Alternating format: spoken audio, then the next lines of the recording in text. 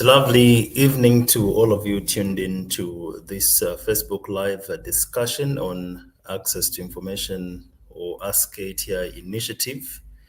We continue discussing the role of access to information or the importance of access to information on a development. I'll be joined by colleagues Mwiya and Lumpa who will be joining as we go on. We were unable to broadcast some of the discussions recently because of challenges of internet connectivity. But we hope that today we will be able to succeed in terms of the overall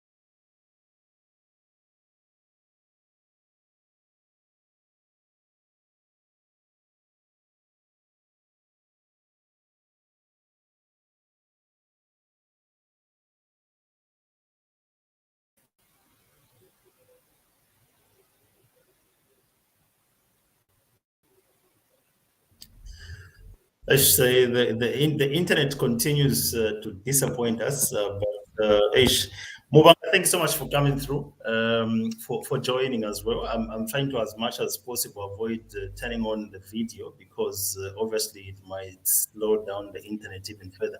So basically, we're discussing the importance of access to information on development. We should have had this episode last time, but we were interrupted again. We pray very hard that today we will not be interrupted. Thanks so much, Mubanga, for coming through. Once again, you're most welcome. Just tell us the relationship between access to information and development.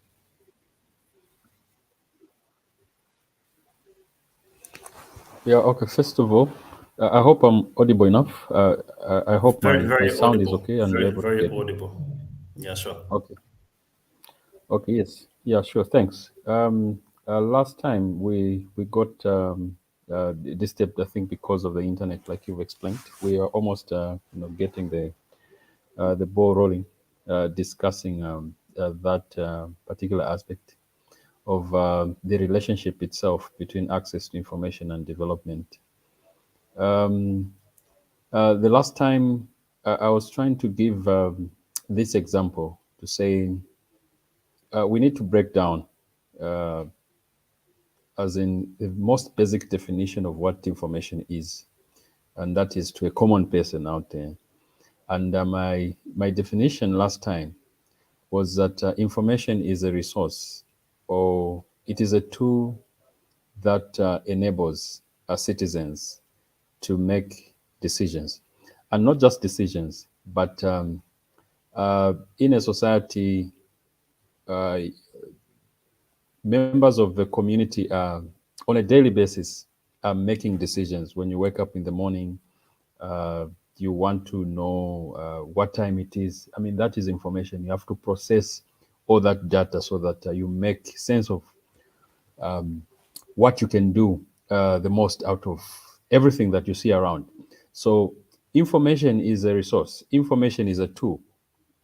And this is a tool that enables people to make the right decisions, for them to be part and parcel of the decision-making process in the community. So the relationship itself with development is that for people to participate in the development process, they need to have this basic tool, and that is information. They need to have this resource, and that is information, for them to know what they can do, for example. What is it that they can contribute to enhance the communities, to enhance their welfare, to enhance the welfare of their children and those around their communities? They will need to know what is it that is needed. For example, information is what makes one of the two sides of a coin: information, and on the other side, development. So for people to demand what they think is needed for their community, they need to know. In short, you cannot demand for something that you do not know. So for people or citizens in a community, they will need to elect leaders. For example, at the most grassroots level, they have leaders. At district level, they do have leaders. At constituency level, they do have leaders. And these leaders are accountable to the communities. These leaders are accountable to the local communities. And how can these leaders be held accountable? People need to know, one, for example, they need to understand their responsibility. For example, what is the responsibility of an area member or the area member of parliament in my constituency, or the local councillor in my locality, in my ward? I will need to know what is it that is expected of them. So until I have that resource, that information, that is uh, um, when I'll be able to demand for accountability. It will be easy for me uh, to hold these leaders accountable. So, in a nutshell, I think that is the rationale that I would give for now. the relationship itself between access to information and development. In short, there are two sides of one coin. They go hand in hand. Sure. I mean, let's now narrow it down in terms of bringing it to our communities. You and I have, come from communities, and obviously we see time and again, not well, probably every day, in terms of how people are interacting in terms of access to information and development. How would you comment? How would you rate in terms of people's desire to access information, especially public information? Do you think people have access to information, especially in the communities that you are, in terms of various public issues that we may say may affect them, or that they need to know? Yes, that is a very, very important question and observation, Gabriel. First of all, for information to be made available to the community out there, there ought to be tools. Information, we know, it won't just find itself out there, in the communities or across the people that need it. So there ought to be a deliberate mechanism for this information to be passed on.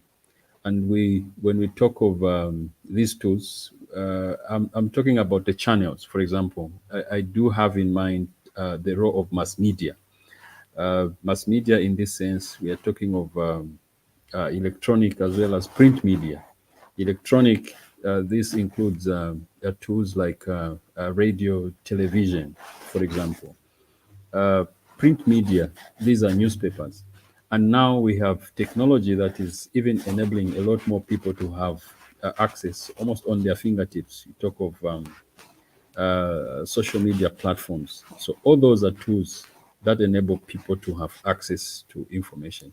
Now, coming to your question, are people really having access to this information that they need? My answer is yes and no at the same time. One, I say yes because, of course, we have seen an increase in the uptake of most of the channels people have access to. I think people now are having access to tools like radio and television. And again, this is double-sided because in urban areas, of course, you take it for granted that the majority of people have access to most of the channels, talk of radio and television, as well as newspapers. But we should also take into consideration some of the barriers that exist. For example, you ought to, when you have a television, for example, there are now these pay TV. You need to have a bouquet which you need to pay for. So there's a cost that is attached to it. So if you have DSTV, you need to subscribe. It's not for free, obviously. You ought to pay for you to have access to news, for example, to know what is happening in terms of current affairs and the like. You talk of a newspaper. That is a print media. So access to newspapers, I think it's a little bit of a challenge in my view. Every morning I would ask for the guys who sell newspapers. I want to know what the papers are saying and the like. And a daily newspaper does not cost less than a 10 kwacha, I think. So you need to have at least a 30 kwacha for you to have access to the most accessible newspapers in Zambia. That's a 10 kwacha. For example, the Zambia Daily Mail, the Times, is it the Must, the Diggers, the Daily Nation. So if you want to have a balanced view, obviously you need about 50 kwacha in a day, a 50 kwacha for you to have access to those news media. So in a way, access to information, yes, it is guaranteed, but there is also a cost that is attached to it. And that cost means that not everyone would have access to that information. And let me also add the observation that most of our media do carry the information in English. And of course, English is one of the official languages. It's the official language that is spoken and used in Zambia. But we have to factor in that it's not everyone out there who would understand English. For example, most of the major newspapers in Zambia, they're published in English. And there are people that are not as literate enough, or they are not as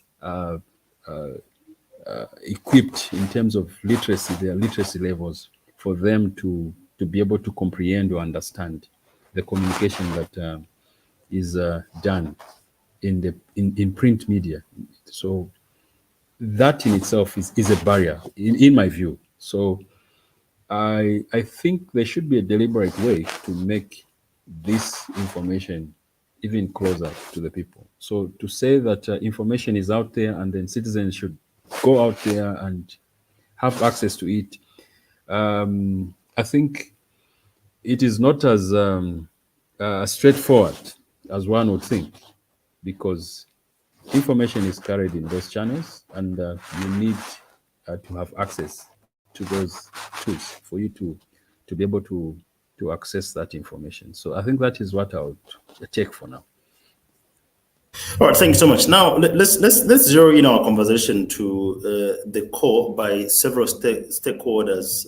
The media is one of them that have been constantly calling for the enactment of the access to information law. Now, we understand that early February 2023, this year rather, the Republican President Hakainde Hichilema did indicate to making up strides towards the enactment of this particular piece of legislation that we are talking about by June. This is July, Mubanga. Do you think that the access to information law, if enacted, will then bring change in terms of how information is consumed, how information is accessed in public institutions? And also the question is, do you think this then will mean that people will sort of, the barriers that you highlighted will sort of be dealt with in the manner in which people consume public information? Yes, absolutely. And it's good that the government has given us hope once more that the access to information hasn't been forgotten or shelved completely. Because believe me, this has been a long conversation. It's been there for a number of years. The advocacy for access to information, at some point it was called the Freedom of Information Bill and the like. Answering your question, yeah, this is one piece of legislation, I think, that is going to change a lot of things once it is enacted. Because like we did indicate, this information that we are talking about, it is a resource that enables people to effectively participate in the decision-making processes that involve them in the communities and the like. So once you have information, you are guaranteed that people will be able to make those basic decisions. They'll be able to make decisions that rightly border on the things that affect them and the like. So in a nutshell, we are looking at having an effective governance system. So if citizens have access to information, it will be very easy for them to hold public officials and public institutions accountable, because public officials, public institutions are accountable to the people. But it would be difficult, or rather it is difficult for people to hold these public officials, to hold public institutions accountable if they do not have, access to the information. They do not have access to the things that are pertaining in these public institutions. So what the access to information intends to do is to empower citizens, is to give citizens the will and the power to know, what these public institutions, the public officials are doing. In that way, it will be very easy for citizens to ask questions, sometimes uncomfortable questions, but nonetheless, in a democracy, that is needed. It does not really mean that when a citizens, ask, questions that make politicians uncomfortable, then they are being cantankerous or they are being problematic. Those are the tenets of democracy. That is what democracy requires. Sometimes democracy can uh, be so uncomfortable, you know. Sometimes democracy requires that we face the people, or we even talk to people that we may not like. You do not have to really like or admire somebody, but it requires that we show tolerance, maximum tolerance to one another. So I think for us to position ourselves as an emerging democracy, like we have demonstrated, coming from the different phases of our elections, and having elected representatives at various levels of governance, that in itself is good, but we ought to bear in mind that democracy also involves these other tenets, and access to information is one of them. If anything, I would also add to say that access to information is a blood that feeds into, the democracy of our country. It is the oxygen of our democracy. So without access to information, our democracy cannot thrive, or our democracy cannot be sustained. So I think government's move is a brilliant one, and it's been long overdue. I should add, and I look forward to the time that the Minister of Information, like she did indicate that she'll be tabling that piece of legislation to Parliament soon. So that is my take for now, and I do hope that it will be followed by more practical uh, uh, steps on the part of government, because that is the only way we are going to sustain our democratic process in Zambia. Thanks so much, Mubanga. I should obviously also mention that this particular broadcast is brought to you by the Ask ATI Initiative under the USAID Open Zambia Spaces project. And the USAID Open Spaces Zambia project is funded by USAID and implemented by Internews in partnership with the FHI 360. We're coming live to you on different platforms, to mention Alliance for Community Action, ACA Facebook, Twitter, YouTube channel. We are also live on Michael Zulu. We are live on Mukuni Village Facebook pages. We are also live on Medley Chanda Chomba, as well as Mova Gabriel Josias. Last week, Mubanga, I did host the advocates for persons with disabilities, and my question really was, and I'm also glad that you've highlighted that the enactment of this particular piece of legislation is long overdue. Now, the current feeling on the ground from some members of the community is that maybe this piece of legislation is being used as a ladder, by successful governments to sort of assume office. I mean, obviously, people would always campaign each time they want to, be voted into. Um, Hopes have been given by successful government, just like the way the current government is giving. Do you also subscribe to the notion that possibly this piece of legislation is just being used currently in Zambia as just a tool in order that people may succeed in assuming top administration of this country? Well, I hold a different view. I wouldn't want to speculate that the Access to Information Bill is just a ploy to hoodwink citizens, or for individuals or a group of politicians to just position themselves so as to assume a public office. I do not think so. Why I say so is that uh, the greatest resource in any democratic process are the citizens.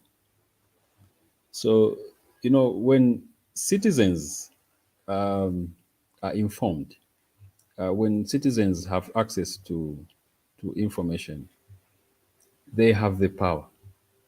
And I've come across slogans such as information is power and all that. Yes, information is power, but that power lies in citizens that have had access to it. So when citizens are empowered, when citizens have, access to this right information, the right, timely, and accurate information, they are more powerful than any group of individuals or any grouping of any sort in a state. So for me, citizens should continue to demand for this piece of legislation because it benefits the community or the citizen, the general citizenry itself.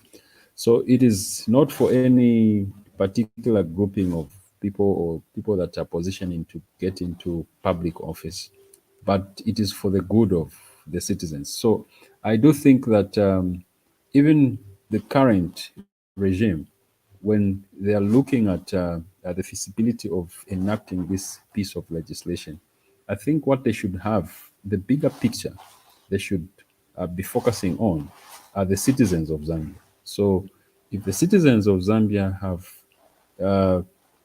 adequate and well a framed piece of legislation that enables them to ask some of these questions, it will be very easy to tackle some of the things that the current government is trying to address. For example, you talk of the fight against corruption.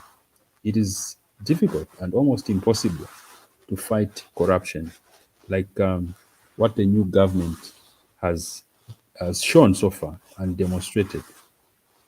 The position that it has taken on corruption, the fight against corruption, it if the freedom or the access to information bill is attained, I tell you, it would even make such an aggressive uh, approach to corruption more attainable, because when people have access to information, they have access to some of the information that pertain the governance process, what the citizens out there are doing, what the elected officials and the politicians are doing. It will be easier for them to report any suspicious doing, and that in itself will enable the government to also collaborate with citizens as far as the fight against corruption is concerned. So this piece of legislation, if anything, it will even make governance much easier, because when citizens feel part of the process, it's very easy for them to participate and make meaningful and effective participation in the process. So I do think that the, the access to information legislation is not something that is being used, but I feel it is well intended to equip and empower the citizens of Zambia for us to attain democratic governance. Thanks so much, Mubanga. Now, in a democracy, also the way we are talking, there other people that also, the other week in Livingston, I came across some sentiments of people that do not want this particular piece of legislation, and their argument is that once this is is put into public, people will become so careless in terms of how they publish information. There is a feeling that fake news will now, will sort of increase, and others are saying people will not have a sense of responsibility. Just how do you think should people become responsible in as far as ensuring that much as people have information, but there should also be sanity in terms of how then we should be enjoying our rights to freedom of knowledge? Yes, yeah, a very good observation there, Gabriel. Um, uh, uh, Power, like we said, information empowers citizens. So citizens assume this power. But I must say that power comes with responsibility.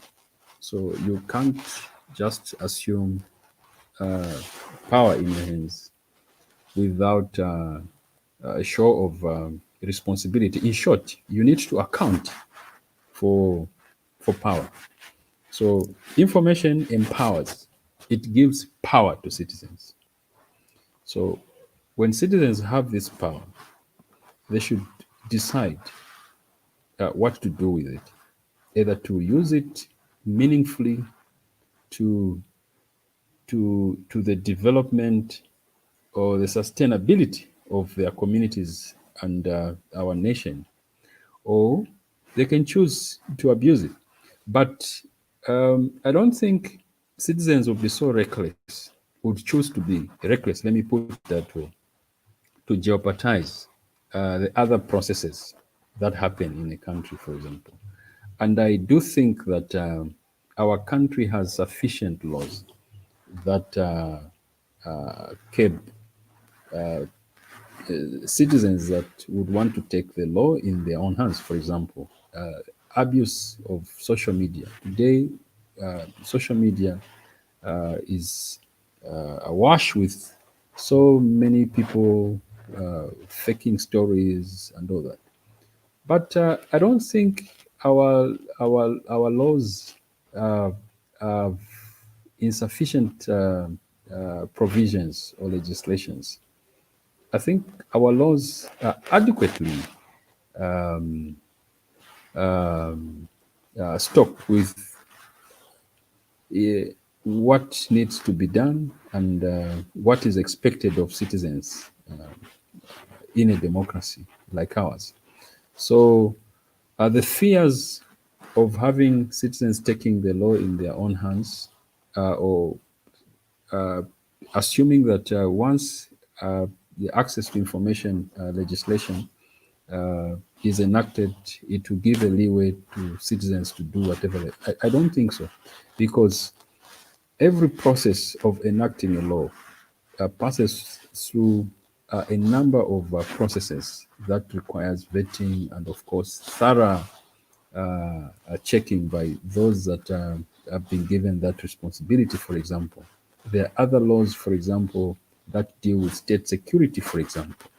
So when we talk of access to information, others have argued that it will be very impractical, or it won't be attainable, because what about other laws that speak to state security? It's going to give journalists or people to have access to other information that pertain to the security of the nation, for example.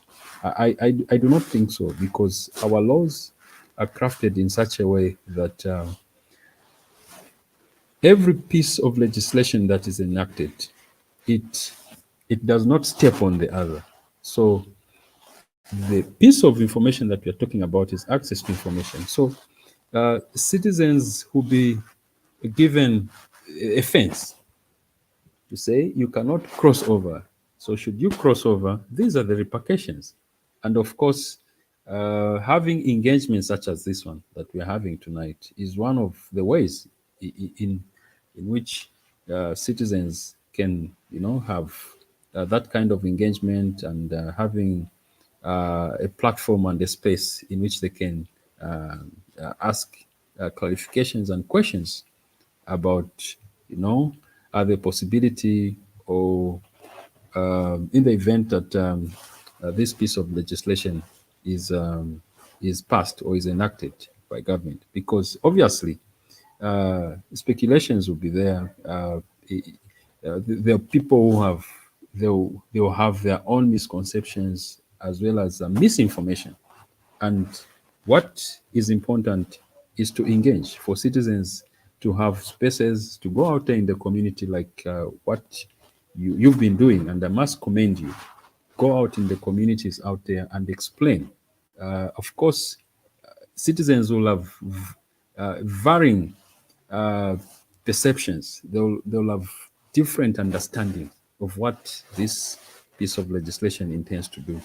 But it is for citizens like us, civil society such as yourselves, to engage and have these conversations, continuously engage with the communities, so that even them, they should have a right understanding or a clear picture about what access to information is about.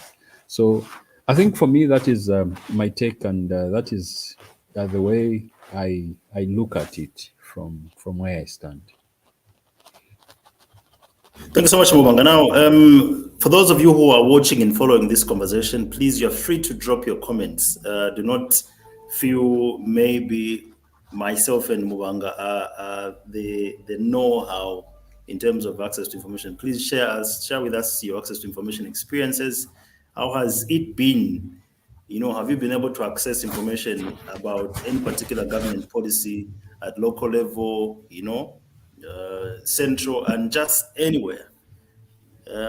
Geoffrey Chilango says he's actually asking a question here. He says, do you anticipate that people will start demanding that cost of internet data must fall? Can this be the reason why government and companies are moving with caution on this bill, taking note that data must fall protests in South Africa and in Brazil are taking on? And also, I just an addition, I asked that previous question in relation to our experience, Mubanga, in 2021, before just few, within the period of the elections, we did witness an internet blackout, and we saw how people sort of demanded access to information, and sort of realized that information is really as important as anything. We saw people using means of ensuring that they are updated. Maybe just response to Geoffrey's concern, if at all you are able to.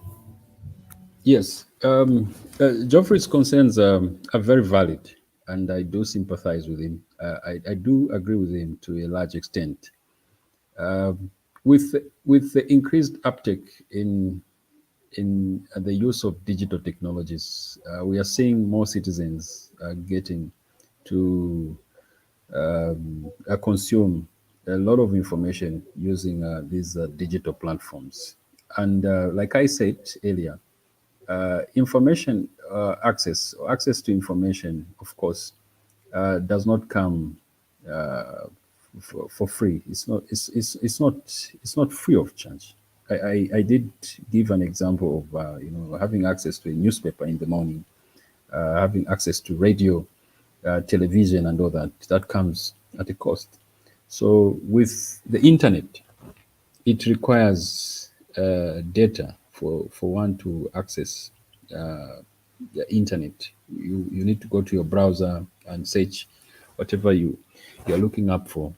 So I do think, just like Geoffrey thinks as well, that the cost for internet in our country is relatively high, and there is need for the government to come up with measures to to lower the cost of internet, because what that is going to do is going to make a lot more citizens to have access to the internet. And it's the internet now that is carrying a lot of information.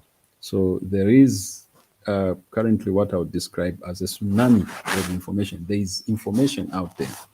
So the internet is holding much of that information. So if citizens are denied access through, say, internet, high cost of internet fees and all that, obviously that denies them. That is an infringement or an impediment itself to the world of the internet out there. So I know ZICTA being the regulatory authority, and of course there are mobile service providers out there who are providing internet services. Some service providers obviously have had, issues. I've had complaints from people would want to buy bundles and still they cannot access information. I think that shouldn't be the case in a country such as ours, because internet should be a right for every citizen. Just like we are talking of information now. So I think there's a lot that I think the government should do as far as bringing the cost of internet to manageable levels for a common person, for an average citizen to have access. Because we are not only talking about having access to internet to do various things, we are also linking internet here with our economy. Other developed countries are getting into the stage of the knowledge economy, and that is what they are calling their economies now. It's a knowledge economy which is being propelled by digital evolution. So the digital technology is propelling commerce, and I've seen a lot more people now have gotten onto most of these digital platforms to market their products. I've seen people market and sell their products on WhatsApp groups. That is an innovation that is being propelled by access to internet in itself. So internet is now making people to easily do business. Small, medium entrepreneurs now are coming up. You're talking of innovation in form of online taxis, for example. We have people now having or making movements easy through these online apps and the like that would make somebody travel in a more comfortable and convenient way by just downloading an app that would make you book a taxi, go wherever you want. You do the shopping online and the like. So internet is not something that is going to be stopped anytime soon. So the world is moving towards that end. In terms of education, we have now online learning that is being propelled by the use of internet. Most students are getting to use the internet to access various educational materials. They are having online sessions with the lecturers or teachers, discussions with their fellow students and learners, and the like. So there is no way such kind of innovations would go on if the cost of internet remains high. So I do think that something should be done, but we shouldn't go the route like Geoffrey did mention of having strict, action for the government to have a position as far as access to internet and bringing down the cost of data. So we ought to have conversations and spaces such as this one so that we find a common ground, how best to make this resource, which we are now calling the internet, more accessible to citizens, the majority of citizens out there, because that is the way to go. The citizens, companies, corporations have gone the route of using internet for them to provide various services that they're providing to citizens and their customers. So in the near future, we may have to look at it as a right as well. The internet may be a right for citizens to access. So that is my take, and I do agree with what Geoffrey did put across. Thanks so much, Mubanga. Now, as we are getting close to the conclusion of tonight's episode, I would just want to encourage the people who are viewing and following us from different um, uh, parts of this country and elsewhere, using different platforms that we are live on and those that are sharing. There's always a question, Mubanga, that is unnoticed, that goes unnoticed rather on this platform, and the question is. How soon do you think the country needs this access to information piece of legislation? Such an interesting question. How soon? We should have had this piece of legislation like yesterday.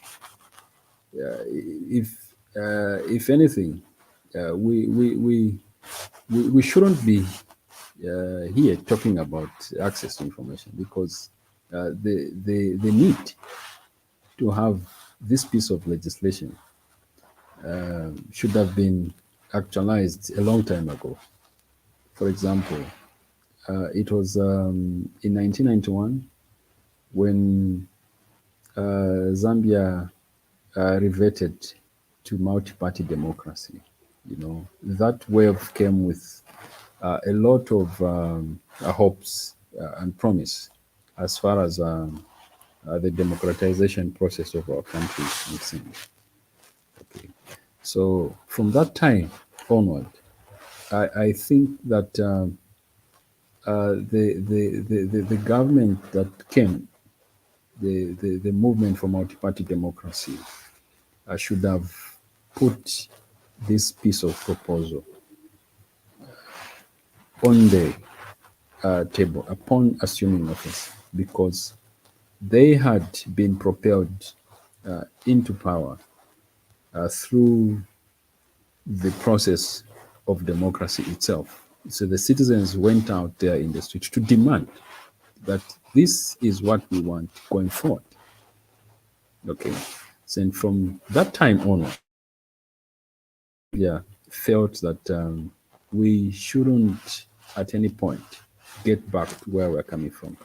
And when I talk about getting back where the citizens had been, that was a one-party state. Now, in a one-party state, there were a number of things that had infringed. There are a number of things that had excluded citizens. There were a number of things that had made citizens not to fully participate in the democratic process. So 1991 going forward was the beginning of new hope, to say this is a road that we have chosen. This is a road that we have chosen to walk as the citizens of Zambia.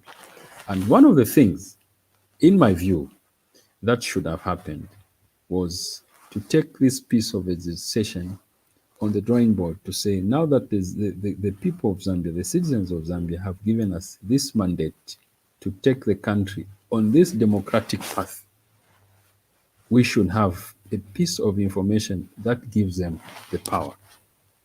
And for me, I think that the freedom of information is something that should have been passed some time back. But I do know that there is no smooth road to attaining democracy. So the struggle continues, and like the Mozambicans used to say during the liberation struggle of their country, a luta continua. The struggle should go on. The last question that I have for you, Mubanga, is that through this platform we have established from day one that access to information or the piece of legislation, access to information, does not only benefit the media but generally every Zambian citizen. Now, and I also love it that you've also highlighted in your explanation from the word go. What are some of the activities that you think people should engage in terms of continued advocacy, in terms of demanding for this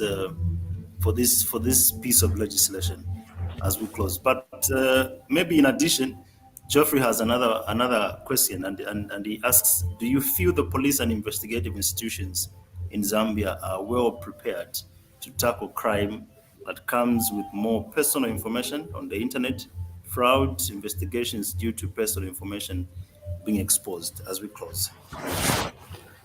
Okay. I would start with Geoffrey's question.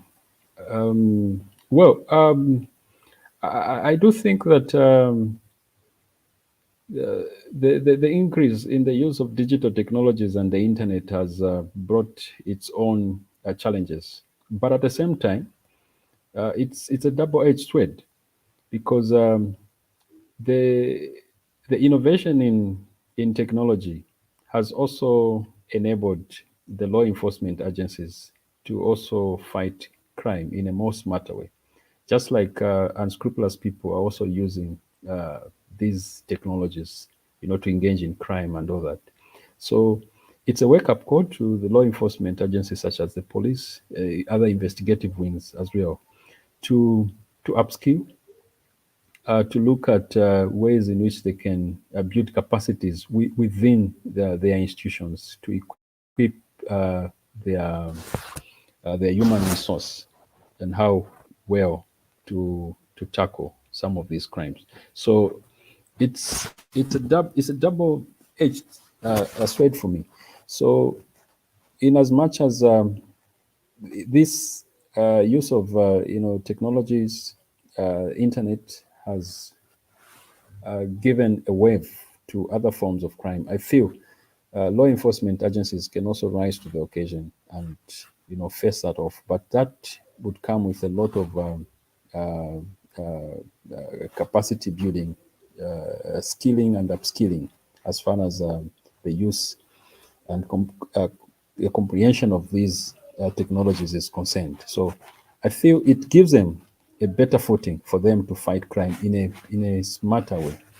And coming to your question, there are a number of activities I think that ought to be upscaled for citizens to engage as far as the discussions around the access to information is concerned. Personally, I've been involved at my own level to have some of these discussions. I have been an advocate of community libraries for a very long time, and those people that I've interacted with would tell you that I've identified libraries as institutions that guarantee access to information. That is why, even in my submissions, I have been very careful not. I've been careful enough not to associate access to information as a piece of legislation that is only concerned with the media or journalists. I don't think so, and we should avoid the temptation of equating the access to information to something that is only going to benefit the media. I do not think so, because this piece of information is intended to equip citizens, and it doesn't discriminate whether one is coming from the media or whether one is just an ordinary citizen. So I think that we also have a responsibility ourselves to break down this conversation in terms that can easily be consumed by ordinary citizens. we should avoid as much as possible to avoid the jargons that go with discussing certain things like this. We should look at ways in which we can craft this debate, conversations such as this one, in a way that even an ordinary person at a bus station or at a market, an old lady, selling vegetables, would be able to understand our conversations. So we have a responsibility as opinion leaders ourselves, because we uh, have been involved in discussions such as this. We should be able to uh, speak a language that is easily understood by ordinary citizens out there, and I think that is very important for citizens to have a buy-in uh, as far as the access to information is concerned. So let us go out there and, if possible, break it down to a language that citizens would easily understand. And I did mention also that thinking that everybody out there understands the English language as we speak it, it's very misleading. So is there a way in which we would be able to, for example, define what access to information, for example, to my grandmother in the village? What is access to information in Bemba, for example? What is access to information in Tonga, or all these local languages that are spoken in our country? What are the benefits of having this piece of legislation, and so on and so forth? So the language factor is very important. Breaking down this conversation in a way that citizens are able to understand and appreciate is also very, very important. So I think those are my observations, and I would want us to have that in mind even as we engage further on this particular issue and debate surrounding the access to information. So that is my take. How do you think people should demand for the enactment of this piece of legislation going forward?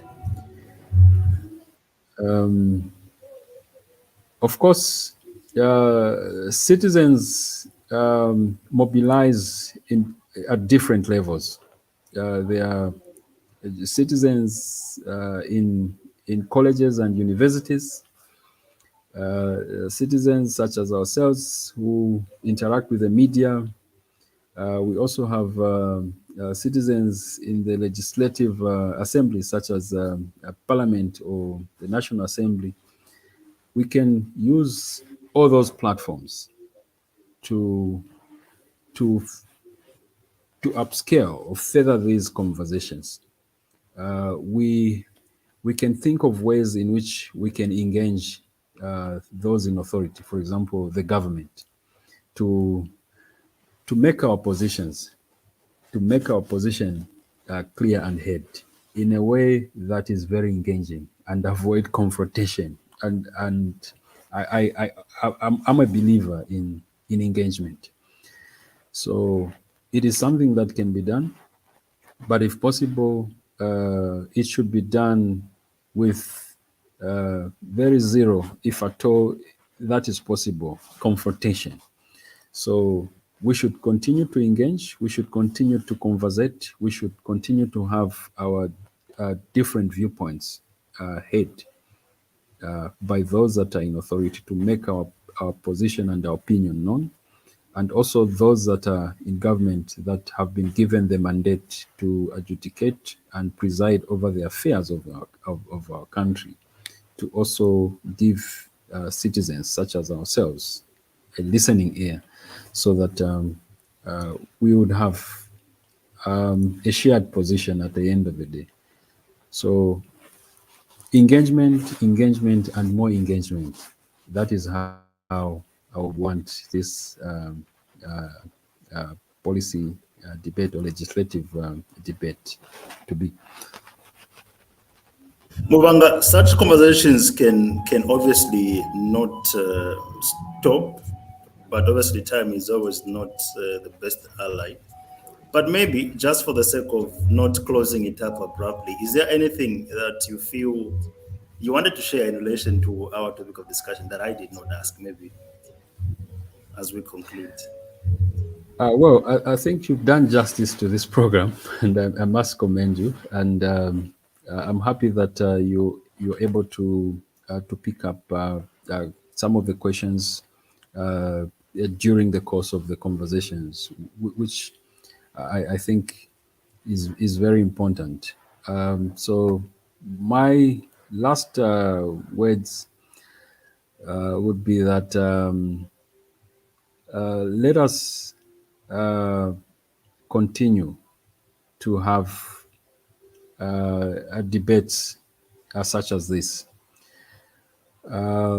Access to information is the oxygen of our democracy. Now that everybody out there is feeling good, that Zambia has had all these elections, and we've been emerging from one election to the other, electing our representative. It shouldn't give us uh, the laxity to relax and wait until the next election comes. That's when we rise up and start engaging in conversations such as this. So between an election and the next election, there are a whole lot of processes and events that take place. And for me, these are the most important because they determine, the quality of, an election that our country holds. So I know most people are looking forward to the next election so that they would elect the leaders of their choice and the like. But having events and processes from one election to the next are the most critical.